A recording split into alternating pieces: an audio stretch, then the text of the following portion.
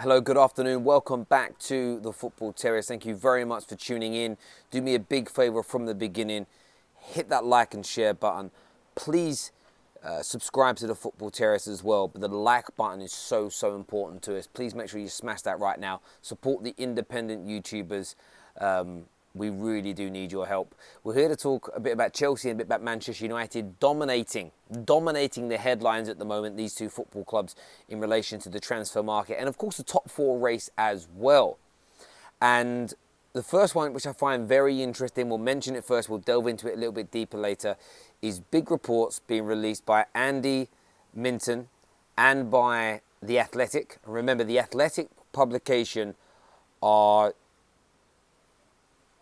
it's designed to not be clickbait. It's designed to not be a sensationalist headline. They pride themselves on credibility and accuracy to the best of their ability. And they are claiming that Man United have held talks with Bayern Munich winger forward Kingsley Coman. That in itself is very interesting. I want your views and your opinions on that.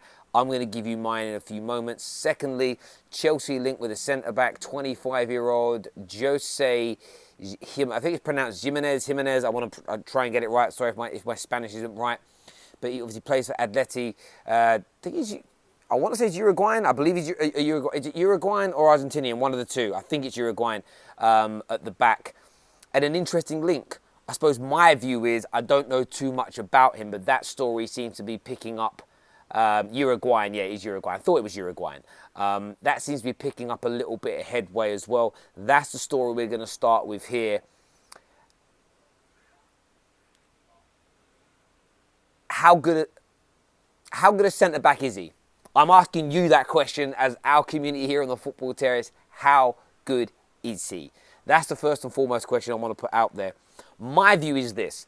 I can't judge him personally because I haven't seen him play enough football. But he has been playing for Diego Simeone.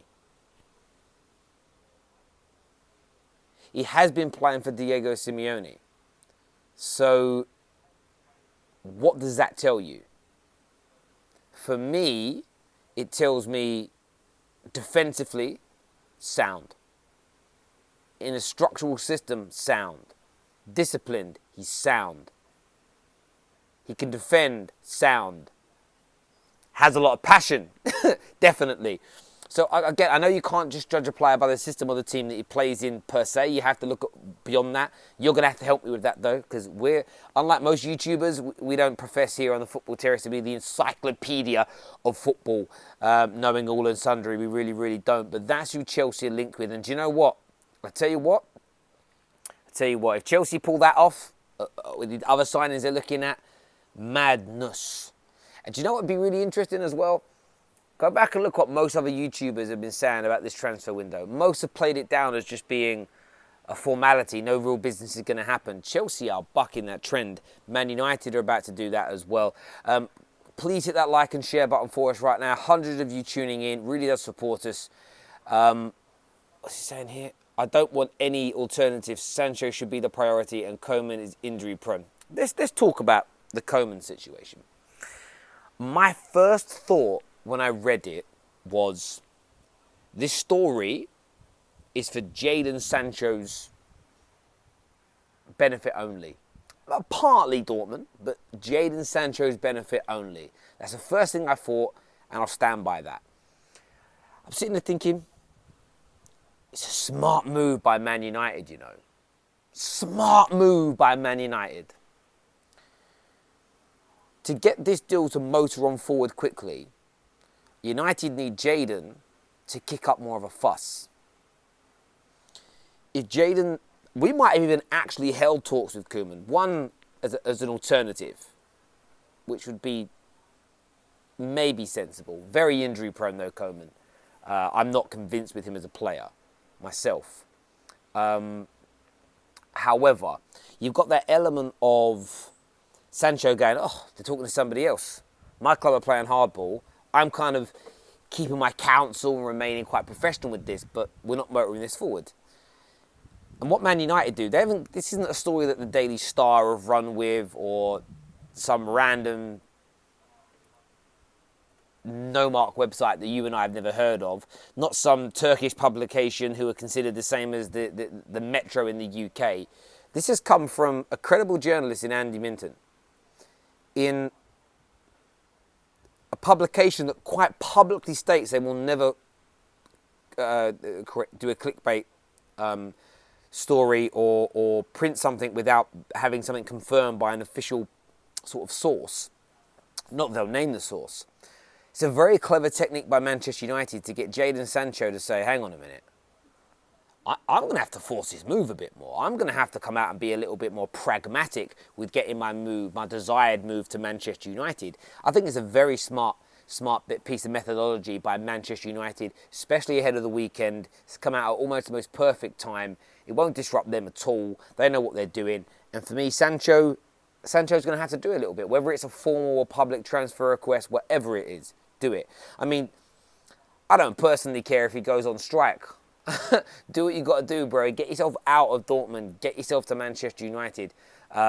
Because I think, has it been announced today that the new Premier League season is going to start on the 12th of September or something? It's literally 6 weeks away. 6-7 weeks, the new league starts. We need Jadon Sancho here. I know the window's going to stay open until October. We ain't got no time for that. We need Jadon Sancho at Man United from day dot. And the reason why we're going to have to sign 3 or 4 players, I was thinking about it this afternoon. We have to. We are going to make it to the Europa League final. We can be playing football until pretty much the end of August. We're going to have a 2-week break and have to go again.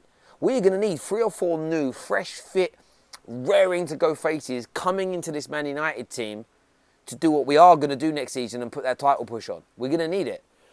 Super chat here says, I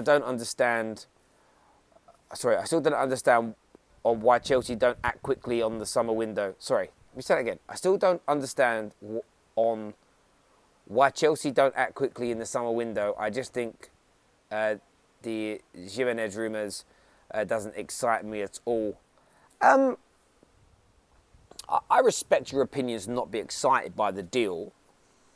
I would just say have some faith in Frank.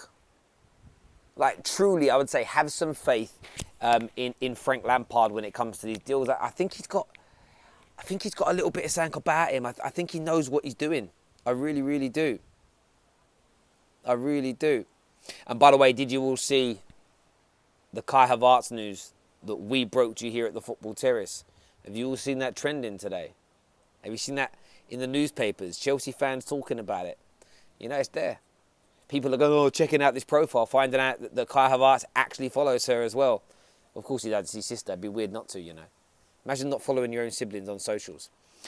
Trap King says, who do you think is having a better season, Martial or Rashford? Do you know what? That wind has just blown part of my cover off my pool. Do you hear that? I would say it's about equal. Rashford had the better start, in my view. And then Martial got injured. Martial came back and Rashford was on a bit of a downturn. No, then Rashford had a little pump. It's hard, you know. I'd say equal. I'm actually getting confused with who did what at what stage. It's been such a long year. But for me, I think it's been about equal. They both had their quiet games and their quiet patches, but they've also both had their absolute magic moments. And especially when they've both been in the same team at the same time, they've been absolutely brilliant.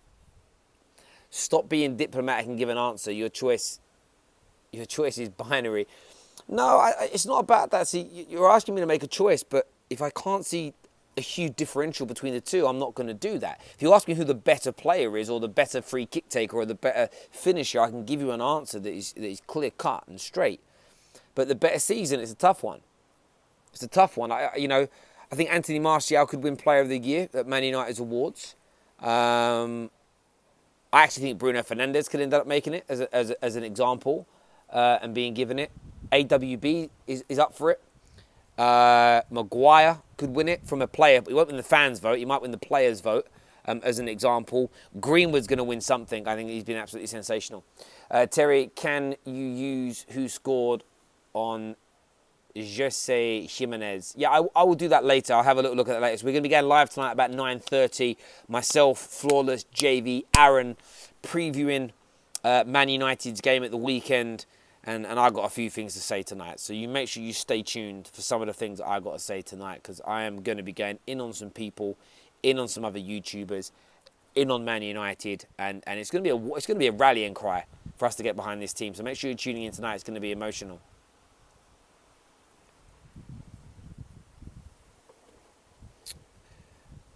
Yeah, thank you, Lincoln, for telling everybody to hit that like button. Top Dog here says, I think Martial has been more consistent, in my opinion, when he's played, but Rashford has had a good... listen, Top Dog, Rashford hasn't had a good season. Rashford has had a sensational season. He has played as an inside forward, and he's on 22 goals. I want to say 7 or 8 assists. It's been the best season of his career. He has scored some absolute worldies. He's improved impeccably. And the reason I say sensational is for an individual in the team that hasn't been performing too well. The reason I say sensational is when I said to you all last summer he'll score over 20 goals this season, every single person laughed. Every single person laughed at the possibility of him doing it. And he smashed through that record. I need to go and do the exact numbers, but I think he's only one of maybe 5 or 6 inside forwards or wide players in Premier League history to score over 20 goals in a season. That is a madness. You know, if he scores, you know, he ain't going to score 3 league goals, but he's done league goals wise, he's pretty good. And next year he's going to get better and better again. He's only 22 years of age. You know, it's absolutely brilliant what he's doing. Another really big super chat here from Blue. Thank you. He says Kepa has been underperforming this season. David De Gea also has had some of his worst moments in this season as well. Do you think that goalkeeper problems at Chelsea is the same problem that United are facing right now? No, because David De Gea's shot save percentage is still considerably higher than Kepa's. As an example, our situation is not great, but it's not as bad as Chelsea's. I don't think it's as severe as Chelsea's.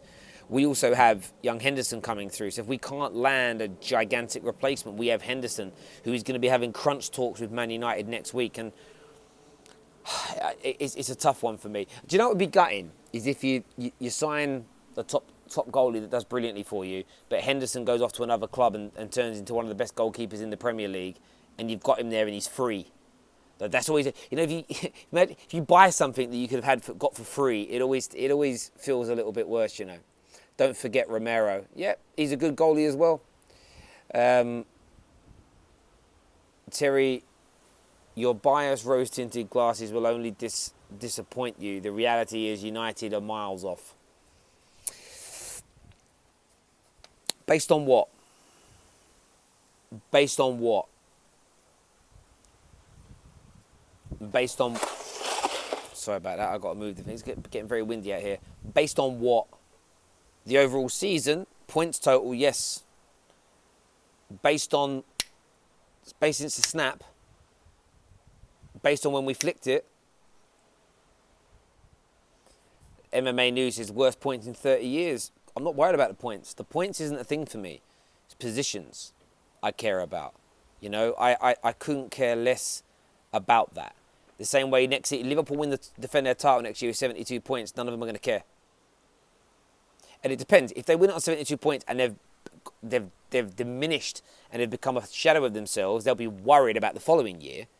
But you've got to look at the context of why you're in the situation you are. From January until now, we have clicked into gear. Defensively, we've been very, very sound. Still some mistakes, still some areas to fine-tune. I'm not saying United haven't got to get better. But since January until now, overall, we've been excellent. We've had some barnstorming performances. We're starting to score goals. We're going to sign players in the summer. We've been the best team in England, factually, since January.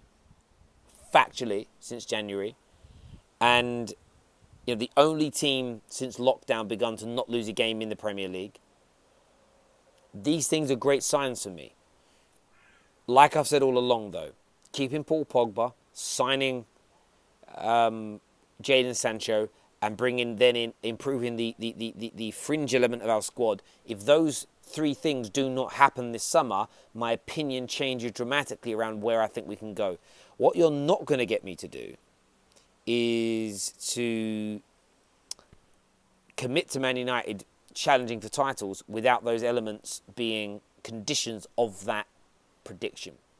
And you can try and twist it whichever which way you want, but we have to, it's like if someone says, who's going to be top goal scorer next year? If I say Mo Salah, but then he gets injured for the whole season, it doesn't make my prediction wrong. In the sense of Mo Salah not, he wasn't playing, he couldn't be. You shouldn't have to say these things, but it's a prerequisite that he has to play the majority of the games. If he's out injured, my prediction doesn't come right, but it wasn't like it was a bad choice. And people keep saying like you can't look at Arsenal, you can't look at Chelsea, City, you can't look at Liverpool. Cool, let's see. Let's see what happens with the signings we make, the progression we make, the confidence that's growing.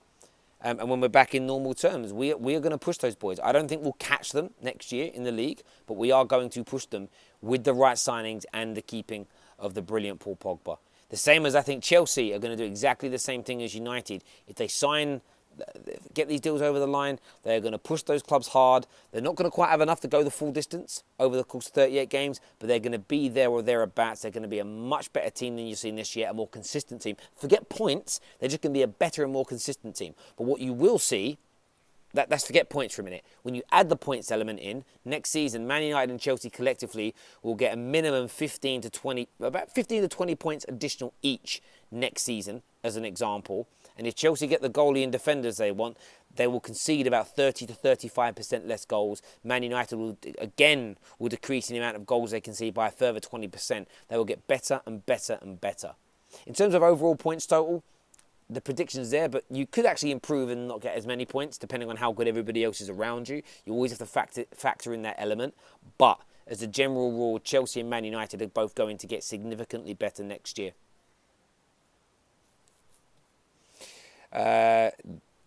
Graham here says, Terry, Southampton, Palace and West Ham all deserve to beat United. You were blessed to get the results against them. Okay. Palace, no. Southampton, no, definitely not. West Ham, you could argue they deserved it, but they didn't get it. Do you know what's funny? This is when you see the unbiased nature of the football terrace. All season, what did I say after every single live stream, or during every live stream when Liverpool got their narrow victories? Every Chelsea, City, United fan was calling them lucky. What was I saying? The nature of a good team. It's not luck if you're continually doing that.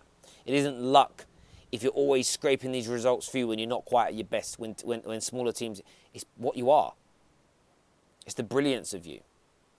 So Man United in a 19-game period have a couple of what you consider lucky results. That fills me with absolute joy. That fills me with absolute happiness. After the fact, in the moment, you're upset. You're upset.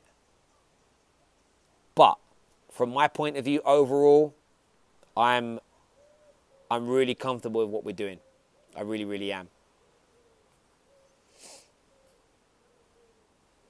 They are so far from Liverpool, you can tell because they focus on us in 10th. Who? Now, bro, we focus on Arsenal as banter in 10th. We don't focus on you as a rival, bruv. I don't think about Arsenal ever. When Arsenal sign players now, I don't think about them. Ooh, what are they going to do? I'm not even worried about Arsenal. On head-to-head games, I worry, and I watch them. But as an overall, nah, cool. Do your thing, bruv. Do your thing down there. Where do you think Arsenal will finish if they sign people like Upamecano and Partey? I think they'll push themselves up to 5th or 6th. That's where I think they'll finish. This season, Chelsea and United have been dead, but Arsenal low. But Chelsea and Man United haven't been dead. We haven't been dead. We've been inconsistent at times. Chelsea with almost a brand new manager. Man United with almost a brand new manager at the elite level of the game. There's no doubt. I know he's been coaching over in Norway, but that's the equivalent of like reserve level, League 2 level in the UK. Like, this is their first times, both of them managing clubs with higher level pressure. They're building their squads, different stages. They've both done very, very well. And we're going to drop a show, it's a video soon, that's going to show you that their achievements are good based on what everybody predicted. And this is where Chelsea fans, I'm saying this to you, and Man United fans, hold your nerve and be strong. Over 80% of pundits and YouTubers predicted that both our teams would finish outside the top 4, that they laughed at us in the summer. Now that we're getting into those areas, they're trying to act like, oh, well, you should be doing it anyway. Well, you didn't say that in the summer. You said we wouldn't. So you were wrong, but now you're trying to move them goalposts. Chelsea and Man United fans, don't allow these people to do it to you. Don't worry about what they're saying. You can't change people's speech. But what you can do is sit back and laugh at their pathetic attempts to try and diminish the excellent achievements that our teams are going to gain by the end of the campaign. Because remember, in life, trust me, it's not how you start, it's how you finish. It's not how you start, it's how you finish.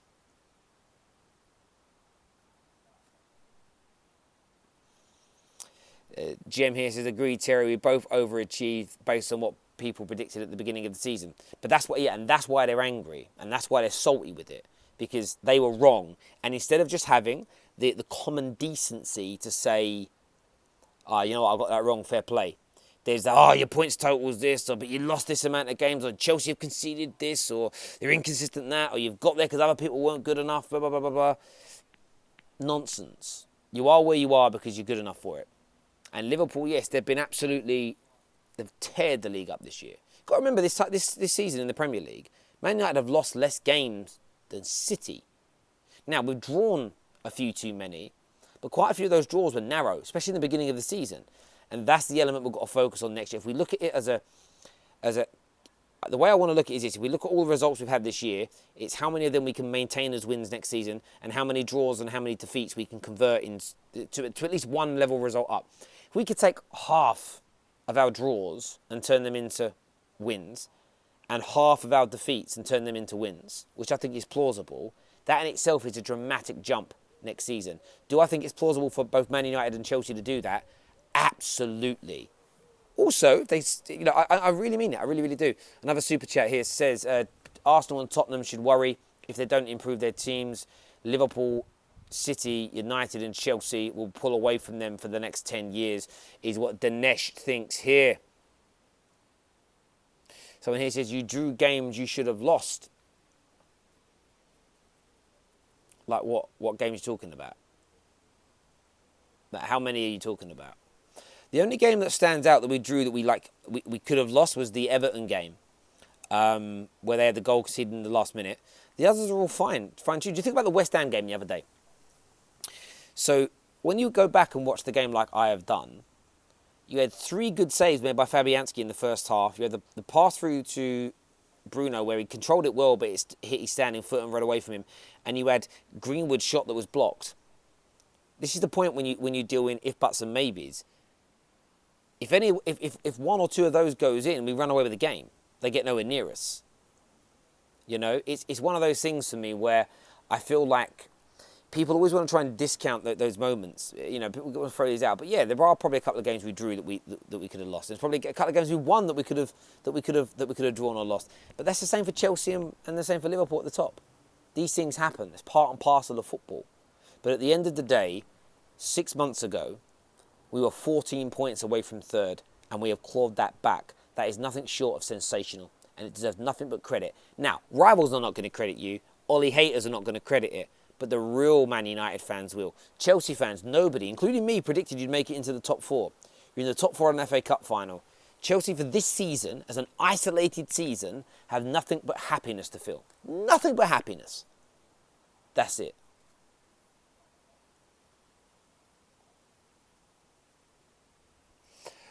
Considering Chelsea, Man United sign all the transfer targets, you will have better squads next season. Absolutely we will. Absolutely we will. And the point I made about Liverpool is it depends what they do in the transfer market as to whether I think they'll retain their title or not. If Liverpool don't sign anyone like they're threatening to, I think it's a lot easier to try and catch them next year. Listen to Drifty last night. Fatigue, tiredness, keeping themselves at that level. No new reinforcements. Maybe a few injuries in there as well. It isn't just about, United have got to go and get 97 points, 98 points next year to win the league. That is not a logical thought process in catching people. The points total isn't the issue. Because what can happen is, if Man United and Chelsea and City stay on Liverpool's shoulder in the opening 10 games, you can make people crack. Equally, you can all push each other to those next levels. These things seem to run with one another as a general rule. But listen, so if Drifty says it, it must be true. No, Mario, come on. Don't be disingenuous to the fact. Drifty's repeating what a lot of Liverpool fans have said. And my point is, catching Liverpool isn't just a simple linear process of you have to get to as many points next season as they got this year. Football doesn't work like that. It never does. You know, Liverpool might end up drawing 3 extra games and losing 2 extra games next season just by fortune and a bit of bad luck their end, or it just doesn't quite come off for them. That in itself might throw away like 12 points off of their total. So everyone can draw nearer to them. You just don't quite know. And that's why I don't look at it as we have to get this amount of points next year. I mean, theoretically, you want to win every game. I know that. But no one knows how many points you're going to need next season to win the league. I have a sneaky feeling it'll be mid to high 80s next year. And let's see what can be done. Listen, everyone who's tuned in, thank you so much. You know how much we appreciate it here. Please hit the like and share button again. And we'll see you all again soon. Bye-bye.